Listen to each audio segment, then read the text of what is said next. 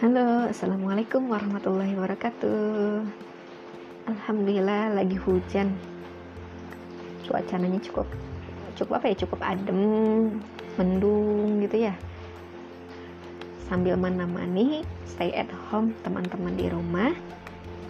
Yuk, sambil dengerin podcast yang hari ini spesial karena spontan sih kepikiran aja pengen bahas tentang momen yang sedang diperingati nih hari ini. Tahu kan hari ini tanggal berapa? Ya, betul.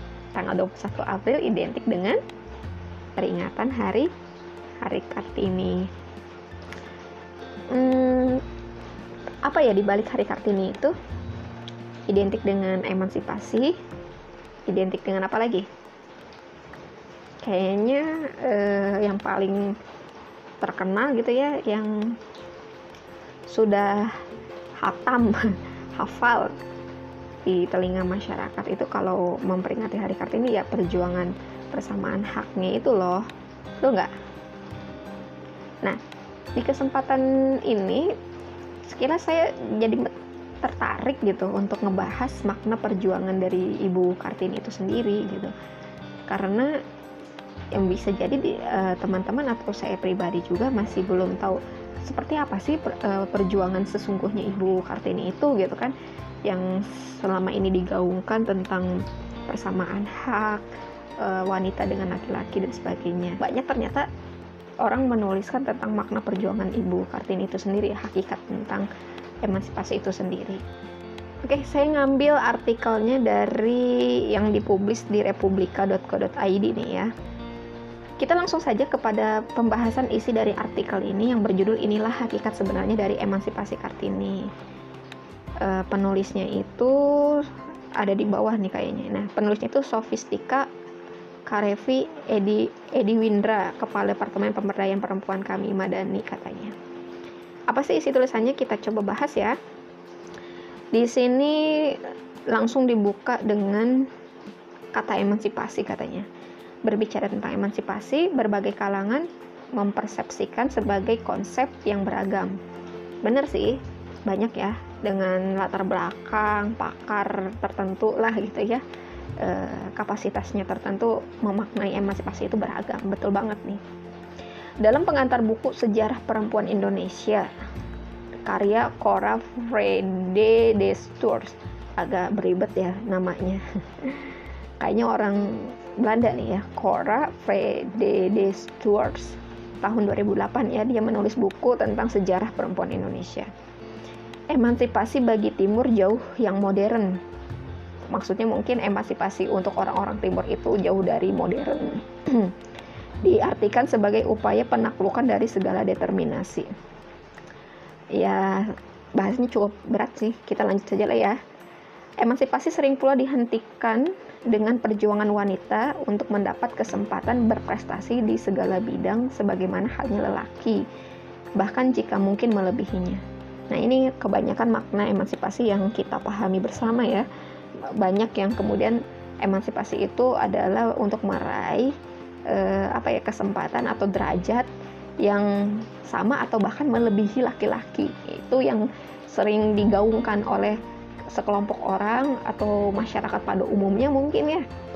Saya pernah dengar itu bahwa wanita itu kedudukannya harus lebih tinggi di laki-laki. Saya pernah itu mendengar langsung dari seorang yang memiliki latar belakang background perjuangan pergerakan perempuan gitu. Bukan ya, nggak usah lebih bahas lebih tentang dia lah. Oke, kita lanjut ya dari artikel ini. Emansipasi menjadi kata yang paling populer mendekati tanggal 21 April. Benar banget sih. Pasti orang semua yang di satu sisi mengucapkan Hari Kartini, di satu sisi dia pasti menyampaikan tentang perjuangan Kartini itu sendiri, tentang emansipasi. Oke, lanjut dari artikel ini. Salah kaprah katanya memahami emansipasi. Sejarah yang diinternalisasikan pada pemahaman siswa di negeri ini selama berpuluh tahun masih sangat parsial. Tokoh Kartini hingga kini masih dipahami sebagai sosok pejuang wanita yang membebaskan dari keterkukungan. Ya, jadi memang betul Kartini ini diperingati di Indonesia setiap tanggal 21 April tokoh yang memang identik dengan pejuang wanitanya. Betul sekali ya. Dan kita bangga tentunya selaku bangsa Indonesia, selaku warga negara yang sangat menghargai pahlawannya, perjuangannya, kita bangga dengan tokoh Kartini. Tapi di sini saya ingin membahas dari artikel ini makna perjuangannya ya, bukan menampilkan Kartini ini kemudian jadi pahlawan atau tidak. Tidak juga, tidak seperti itu. Kita ingin tahu aja makna perjuangannya. Oke, lanjut dari artikel ini. Akan tetapi kejelasan arah emansipasi yang diangkat Kartini di kalangan masyarakat masih nampak mendung, seperti hari ini ya, mendung. Tidak ada matahari, jadi nggak cerah gitu ya, tidak ada matahari, tidak cerah. Dan begitupun di kalangan masyarakat tentang makna emansipasi tidak jelas arahnya dan mendung kata-kata penulis artikelnya. Hal ini lantaran didasarkan tanpa penelaahan lebih dalam terhadap latar belakang historis kehidupannya. That's right. Aku suka banget nih kalau kita ngebahas apa, gitu kan, suatu persoalan atau apa tentang orang gitu ya. Kita bisa lihat dari historisnya. Jadi kita akan memahami makna perjuangan atau arahnya itu kemana sih. Berdasarkan buku Tragedi Kartini oleh Asma Karimah, dia baca kayaknya ya, si penulis artikel ini di Republika ini dia menulis berdasarkan dia habis baca buku Tragedi Kartini yang ditulis oleh Asma Karimah tahun 1986. Cukup lumayan lama ya, 86 saya belum lahir. Ya pasti tahu lah, saya masih muda gitu loh, generasi gen milenial yang coba ingin tahu lebih dalam berdasarkan historis. Oke, terdapat 3 masa pemikiran Kartini selama surat menyuratnya.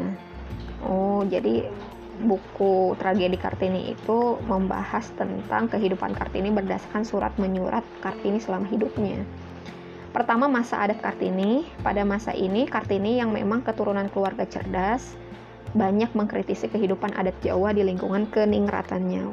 Ibu Kartini ini turunan ningrat ya guys ya, dengan latar belakang yang memiliki keluarga terpandang, cerdas, tapi dia mengkritisi kehidupan adat Jawanya karena memang terkenal dengan masih kuat gitu aturan-aturan adatnya. Perjuangannya di tahapan ini berkisar pada sektor pendidikan dan peraturan adat. Yang diperjuangkan itu sektor pendidikan dan peraturan adat. Kebayang gak sih mungkin ya kalau kita ada di posisi Ibu Kartini pada saat itu dengan aturan adat yang kuat, kemudian ada aturan juga untuk mengakses pendidikan, gimana tidak dikritisi gitu kan ya. Mungkin sebagian banyak orang pada masa itu nerima-nerima aja, tapi beda dengan Kartini yang memang punya basic pribadi yang sangat tidak nerima gitu. Kok kayak gini gitu, mungkin kayak gitu ya, secara singkat logika ngebayangin sosok Ibu Kartini yang luar biasa. Pada tahun 1899, surat Kartini merujuk tentang kerumitan adat Jawa yang menata tata laku yang menurutnya berlebihan. Dia kayak yang nggak nerima mungkin ya, mengkritisi rumit kan dengan adat Jawa yang menata tata laku yang menurutnya berlebihan. Bahasa sekarang mungkin lebay gitu ya. Terdapat pembedaan perlakuan yang Kartini rasakan dalam naungan keningratan keluarganya, dimulai dari rasa ketidakadilan mungkin ya, kemudian dia berbuah pemikiran, akhirnya dia menulis gitu dengan surat. Para adik Kartini harus berjalan merangkak saat melewatinya. Kebayang gak sih guys? Jalan merangkak, mungkin itu salah satu bentuk hormat ya, hormat kepada kakak tertua mungkin gitu. Kalau di adat Sunda kan salam gitu ya, mencium tangan. Kalau adat di Jawa zaman dulu seperti itu, yang dituliskan di sini harus merangkak jalannya, bukan merangkak kayak bayi. Kebayang lah ya, pernah mungkin nonton atau lihat di TV-TV bagaimana tentang adat Jawa yang jalannya sambil kayak jongkok gitu mungkin ya. Sembah dalam setiap kalimat maupun pertemuan menjadi hal yang tak boleh absen dari adik-adik Kartini di hadapannya. Nah ini harus kan, jadi nggak, karena memang aturannya mengikat sekali tentang tata laku tuh memang diatur sekali ya, seperti itu. Pendidikan dalam kacamata Kartini semestinya juga menjadi hak kaum pribumi. Para kolonialis atau disebut juga pemerintahan Hindia Belanda ya, dulu belum menjadi Indonesia, membatasi aksesibilitas pendidikan bagi masyarakat pada masa itu. Jadi ada diskriminasi gitu loh. Pribumi itu kayak misalkan gak boleh sekolah, kemudian yang boleh sekolah itu hanya orang-orang tertentu. Kayaknya itu yang menjadi keresahan Kartini juga. Tentu saja logikanya jika terdapat banyak kaum terdidik pada masa itu, maka akan semakin masif gerakan pahlawan. Ya betul sekali, kalau pendidikan itu tuh bisa menjadi melatar belakangi sebuah pergerakan itu sendiri. Ya termasuk Ibu Kartini itu sendiri kan, dia sekalipun perempuan, tapi karena memang pendidikan dalam dirinya itu emang cerdas gitu ya, memiliki basic kritis yang cukup tinggi gitu kan, dia akhirnya membuat pergerakan kan, dengan proses dia dimulai dari mengkritisi kehidupan keluarganya dengan adatnya, kemudian dia menulis gitu kan. Oke, lanjut dari artikel ini. Berilah pendidikan kepada bangsa Jawa. Demikian ajuan kritik Kartini kepada beberapa departemen pemerintahan Hindia Belanda. Kalau sekarang mah ya zamannya mungkin nge-DM atau nge-retweet ya, nge-komen akun-akun pemerintah ya, lebih mudah lah ya. Dulu Kartini ingin mengkritisi ketidakadilan itu dengan ngirim surat gitu. Kalau sekarang anak-anak sekarang sih kalau ada hal-hal yang tidak yang ingin dikritisi, langsung saja ya DM akun pemerintah atau akun departemen apa gitu kan ya, meminta kemudahan. Oke, lanjut dari artikel ini. Setelah tadi masa pertama itu adalah masa adat, pengkritisan Ibu Kartini dengan lingkungan keluarga yang diatur oleh adat Jawa. Di masa kedua, yakni masa baratnya Kartini, aktivitas surat menyurat Kartini hampir seluruhnya ditujukan pada teman baratnya. Sebut saja Mr. Abendanon, Nyonya Abendanon, Annie Glaser, Stella, dan IR H-nya mungkin bukan Haji ya. Apa Haji ya? IR H Van Kol dan Nyonya Van Kol. Ini semua kemungkinan orang Belanda ya, karena memang pada saat itu Hindia Belanda kan. Dalam buku Tragedi Kartini, tokoh-tokoh tersebut dinyatakan membawa misi terselubung terhadap Kartini. Jadi Kartini sering nulis surat nih kepada orang-orang tadi ya, teman-teman Belandanya. Tapi teman-teman Belandanya itu ketika dapat surat-surat dari Kartini itu langsung keidean, mungkin langsung aha gitu ya, punya misi untuk ke Kartini itu sendiri. Ini berdasarkan buku dari Tragedi Kartini ya guys ya. Politik asosiasi mereka gunakan untuk memasukkan peradaban barat dalam masyarakat pribumi. Jadi misi terselubungnya itu ingin memasukkan peradaban barat ke masyarakat pribumi pada saat itu ya, melalui Kartini itu sendiri. Dan melalui Kartini yang merupakan priailah misi tersebut dapat terlaksana. Pada masa itu Kartini menjadi terpengaruh oleh pemikiran barat. Ya, orang yang haus akan ilmu, lagi masa-masanya ingin tahu yang tinggi, ingin belajar, kemudian diterima oleh orang yang kita anggap bisa memberikan kita wawasan, ya siapa enggak gitu kan. Pasti kita juga pernah merasakan di posisi itu, bukan? Terlepas saya juga pernah ngalamin gitu kan, lagi masa-masanya semangat untuk mencari tahu segala hal gitu kan ya. Ketemu orang yang berpendidikan, ketemu orang yang lebih tinggi pengalaman dan sebagainya. Ketika berdiskusi pastilah kita agak sedikit terpengaruh dengan lingkungannya gitu. Lanjut dari sana, dari artikelnya. Orang kebanyakan meniru kebiasaan orang-orang baik. Orang-orang baik itu meniru perbuatan orang-orang yang lebih tinggi lagi, dan mereka itu meniru yang tertinggi pula. Itulah orang Eropa. Jadi dari surat Kartini surat dari Kartini kepada Stella tahun 1899. Isinya itu kutipannya seperti itu. Intinya bahwa Kartini takjub gitu kan lah, senang bergaul dengan orang-orang Eropa. Orang-orang Eropa itu orang-orang yang baik, lebih tinggi gitu kan lah. Perlahan setelah mengalami kedekatan dengan Kartini, Nyonya Van Kol mulai melancarkan aksi kristenisasinya. tahu kan ya kristenisasi apa? Ya kayak memberikan pemahaman tentang Kristen itu sendiri lah gitu, memberikan pemahaman terkait Kristen itu agama seperti apa. Itu dari Nyonya Van Gogh kepada Kartini.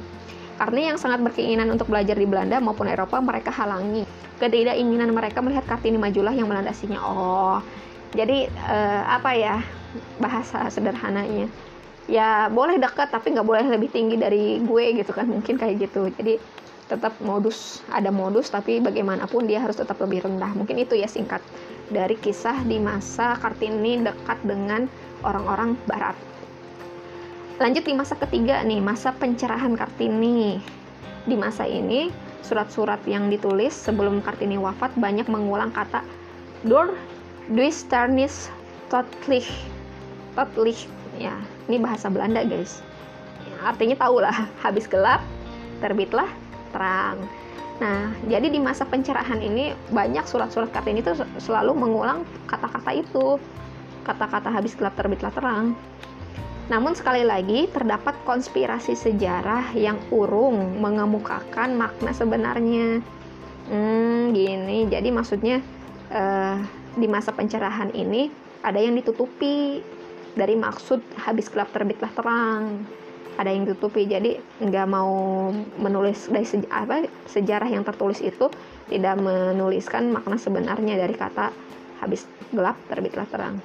Kartini memunculkan kata itu terinspirasi oleh potongan ayat 257 surat Al-Baqarah. Masya Allah, ternyata habis gelap terbitlah terang itu ada di surat Al-Baqarah ayat 257, ada di kalimat minan zulumati ilan nur. Kartini belajar mendapat inspirasi kata habis gelap terbitlah terang itu di Al-Quran guys. Kita yang udah berinteraksi Al-Quran setiap harinya udah dapat inspirasi apa nih untuk menjadikan sebuah pergerakan besar. Jadi auto mikir mikir ke diri sendiri, ya Allah gitu kan ya. Ini jadi berbalik kepada diri sendiri.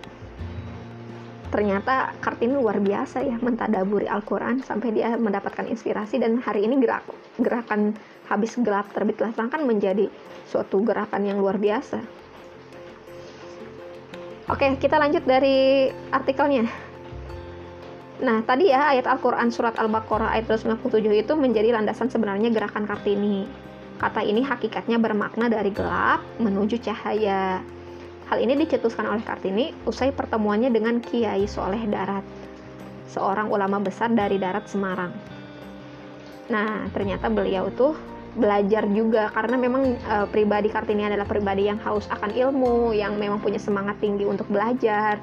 Setelah dia mulai dari dia ngerasa resah atau mengkritisi lingkungan adatnya, dia ingin belajar, ingin mendapat perlakuan yang pendidikan yang wajar juga. Dia dekat dengan orang-orang barat, ingin belajar juga. Ternyata ketika itu juga dia belajar mendapatkan ilmu agama itu dari seorang kiai atau ulama. Insya Allah kita udah belajar apa aja nih dengan guru-guru kita. Harusnya kita apa yang didapatkan itu bisa kita tadaburi gitu loh, untuk menjadi suatu pencetusan pergerakan amal yang lebih besar lagi kebermanfaatannya. Lanjut tulisannya, hal ini dicetuskan oleh Kartini setelah bertemu dengan seorang kiai dari Semarang. Kartini yang berjiwa pembelajar menanyakan kepada sang ustadz tentang terjemahan bahasa Indonesia atau Jawa dari Al-Quran. Jadi nanya nih maksud ayat ini gimana, mungkin gitu ya ke kiainya. Masa inilah yang menjadi titik balik kehidupan pemikiran Kartini nih. Kartini yang semula merasa agama adalah sebuah keterkungkungan, agama hari ini, jangankan di masa Kartini ya, di masa modern abad 20 aja banyak kok yang memandang agama itu suatu yang bisa membatasi, aturan yang mengikat, nggak bisa bergerak, banyak kok. Jangankan Kartini ya, hari ini tuh masih banyak yang berpikiran seperti itu. Nah, Kartini pernah mengalami pemikiran yang sama ternyata pada masa itu. Agama itu suatu yang terlalu ngatur gitu, mengikat, mengukung seorang wanita ya. Kemudian beralih pemikirannya setelah tadi belajar dengan ulama, belajar dengan Kiai Soleh Darat tadi, terkhusus ketika dia mendapatkan inspirasi dari ayat Al-Baqarah 257 tadi, nanya-nanya kan ke ulama ini gimana maksudnya, mungkin kayak gitu ya singkatnya. Ia mendapat jawaban langsung tentang krisis tafsir Quran yang selama ini dialaminya. Jadi dia orang yang kritis tapi belum tahu makna penafsirannya baru sekedar kontekstual gitu, kemudian pengen tahu lebih dalam. Kiai Soleh Darat berkontribusi memberikan terjemahan Al-Quran dalam bahasa Jawa kepada Kartini. Dari gelap, ditafsirkan oleh Kartini sebagai masa lalunya. Kehidupannya yang kelam di sana itu ya tadi gitu, tidak mendapat akses pendidikan gitu kan ya, tidak mendapat perlakuan yang selayaknya seharusnya sebagai manusia, mungkin seperti itu. Ya, maksudnya manusia yang memang nggak mau diatur dalam berlebihan terlalu seperti ini gitu kan, mungkin seperti itu ya singkatnya kalau penelusuran logika saya. Oke, lanjut. Dari gelap ditafsirkan Kartini sebagai masa lalunya yang belum memahami secara integral tentang agamanya Islam. Sorry tadi ya, jadi Kartini memaknai gelap itu dalam kondisi dia belum mendapatkan hidayah lah intinya ya, pemikirannya itu masih seukur dunia gitu. Islam tuh yang masih tadi kayak aturan yang terlalu mengikat, terkukung gitu. Jadi itu dia maknai kehidupan dia itu pada posisi gelap. Menuju cahaya diartikan sebagai masa pencerahan dan penemuan kembali jati diri keislamannya. Jadi ketika dia mendapat hidayah, kemudian tahu ternyata Islam itu agama yang luar biasa ya, dari bagaimana memperlakukan wanita dan laki-laki untuk mendapatkan pendidikan, tentang adab, akhlak dan sebagainya. Mungkin dia ngerasa inilah cahaya gitu. Kartini wafat sebelum ia dapat menerima seluruh terjemahan Quran itu. Jadi belum selesai guys itu belajar proses hijrah dia, kan namanya hijrah butuh proses ya, mencari ilmu agama itu berangsur-angsur gitu. Bagaimana kita pun kan ketika kita ingin mendalami ilmu agama kan kita ada prosesnya, begitupun Kartini pada masa itu semakin menyadari hakikat dirinya. Sudah lewat masanya. Tadinya kami mengira bahwa masyarakat Eropa itu benar-benar satu-satunya yang paling baik, tiada taranya. Maafkan kami, tetapi apakah ibu sendiri menganggap masyarakat Eropa itu sendiri mulia? Surat Kartini pada Nyonya Abedanon, Oktober 1902. Jadi intinya di masa ketiga ini Kartini akhirnya kayak memahami gitu bahwa ternyata orang yang tinggi, yang dianggap lebih baik gitu kan ya, itu bukan orang Eropa gitu kan. Maafkan kami, bahasanya kan seperti itu. Ternyata bukan satu-satunya yang paling baik. Dia setelah menyadari itu, setelah mempelajari Al-Quran gitu, mempelajari ilmu agama, ternyata itu guys hakikat dan makna dari balik perjuangan Kartini tentang emansipasi. Dia terinspirasi dari nilai-nilai Al-Quran. Yang diperjuangkan itu adalah tentang hak seorang perempuan mendapatkan ilmu pendidikan ya. Lanjut dari tulisan artikel ini, hakikat emansipasi Kartini. Kartini mengalami sejarah panjang dalam kehidupannya, namun yang nampak di masyarakat hanyalah satu isu, bahwa Kartini memperjuangkan emansipasi. Betul juga sih, benar. Yang hari ini ada di masyarakat ketika mendengar Hari Kartini ya emansipasinya. Emansipasi yang umum dipahami yaitu yang mengarus pada usaha kesetaraan wanita terhadap laki-laki dalam segala bidang. Ya tidak bisa dipungkiri itu yang terjadi saat ini. Emansipasi di mana wanita kedudukannya sama atau bahkan lebih tinggi dari segala bidang. Padahal sebuah penggalan surat Kartini pada Profesor Anton ya dan nyonyanya di masa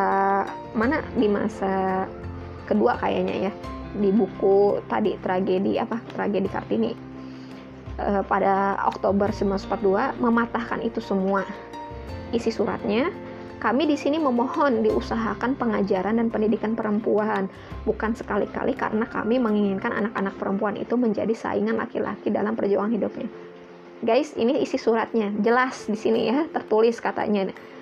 Bukan sekali-kali karena menginginkan anak-anak perempuan menjadi saingan laki-laki dalam perjuangan hidup.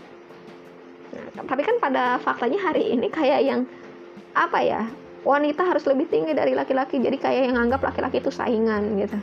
Padahal dengan dalih latar belakang perjuangan emansipasi Kartini, padahal Kartini itu sendiri menuliskan di surat yang diberikan ke teman Belandanya itu, hanya yang diperjuangkan emansipasi itu adalah tentang pendidikan, jas pendidikan guys, bukan tentang persaingan.